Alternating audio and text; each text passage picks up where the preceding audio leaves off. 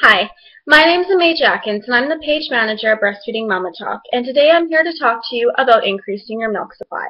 Before we start, though, I want to get into the nitty-gritty details. What is normal? Now, in actual fact, it is normal to produce 1 to 1.5 ounces of breast milk combined from both breasts per hour. So that means over a day, it's typical to produce 24 to 36 ounces. That's it. So in a 3-hour span, if you produce 3 ounces, you're actually producing a perfect amount. And sometimes that's hard to comprehend because you see other people producing 6 or what have you. And you have to realize that your body is producing the amount your baby needs. So maybe your baby only needs 3 in that 3 hours. And some people do produce more than others. That is normal. You'll notice that when your baby's going through a growth spurt, that would also be a time that your body might produce more. Another thing I want to mention is that pumping milk is no indication of milk supply whatsoever. You may only get 2 ounces of pumped milk, but in reality, you may have 4 ounces in your breast. Your baby is way better at getting the milk out than a pump is. The next thing I want to discuss is that when your milk comes in, it can actually take 3 to 7 to even 10 days sometimes. The reason this is because if you have something like a scheduled C-section, your body didn't naturally go into labor itself. So it takes a little while for those hormones to jumpstart and get the milk production going. Now, typically, though, you should have colostrum there, at least, for the baby to suckle out and, start stimulating that milk production. But you may not see your actual milk come in for up to a week or even a little bit longer. Depending on the circumstances, that isn't a cause for concern. Just keep that baby to your breast is what's the most important thing and what you'll hear me discuss over and over again in this segment. So now that we've talked a little bit about what's important when it comes to milk, or what's normal when it comes to milk supply, I just want to mention again that, as in my other video, how to correctly latch a baby, that when you're looking at if a baby is getting enough milk, first go by output.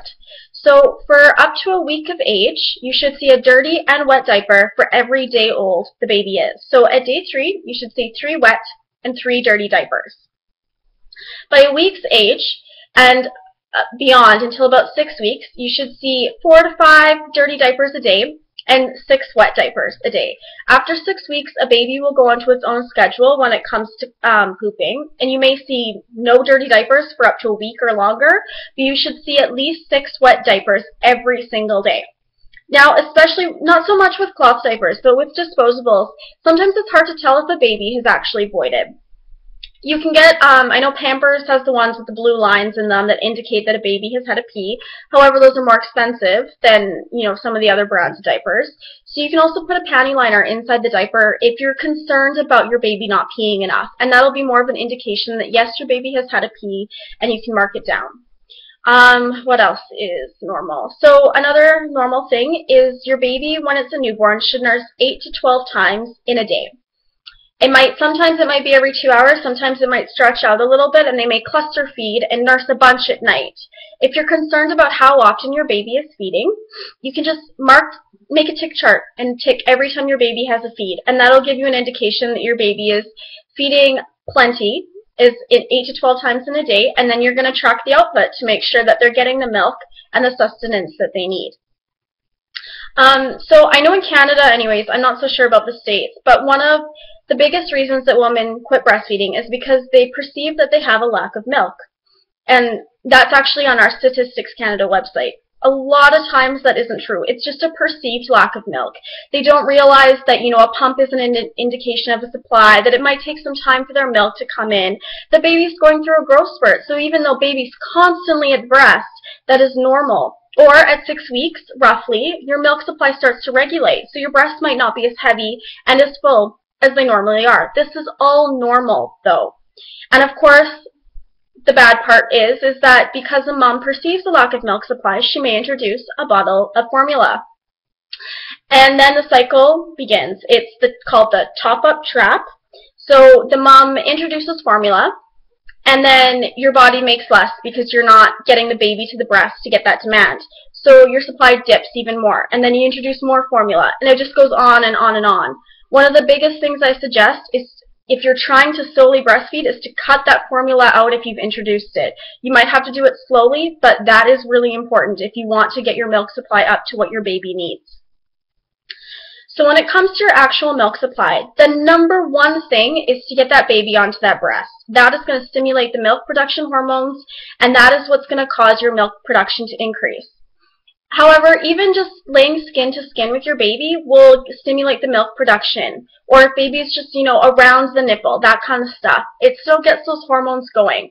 So I suggest to take a nursing vacation.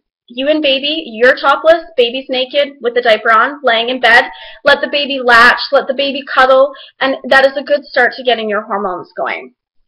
Another thing is that if your milk supply is really, really low and you want to get baby to that breast without introducing formula in a bottle, you can look into a supplemental nursing system, which it seems that not as many people know about. And this will actually feed the baby through a tube of breast milk, like pumped breast milk or formula, while the baby is latched and sucking onto the breast to jumpstart your milk production. So that's another option for you. Also, there's pumping. So you can power pump. My favorite thing was to put on a favorite episode, and I would pump 10 minutes on, 10 minutes off during that episode, so the whole episode or two or what have you. And you should start to see an increase in your breast milk production that way because your body is being stimulated to know that it needs more milk. Your other option is to pump after every feeding for about 10 to 15 minutes. Now, you might at first not see any breast milk, but once your body realizes that there's that stimulation of breast tissue there and that it needs to make more milk because the demand is going up, you'll start to see an increase in milk production.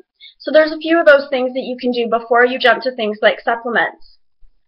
You should always take a look at your water intake. Are you drinking enough water? That is the number one thing that I found always knocked down my supply is when I was busy during the day and I had one glass and that's it. So I'd stock up on some water and lo and behold, my supply increases again. It really makes a huge difference. Same thing with a healthy diet. You need to have 500 extra calories in your diet over your third trimester pregnancy diet because breast milk burns takes about 500 calories to make all day. So if you don't have a sufficient healthy diet, you're not going to make enough milk.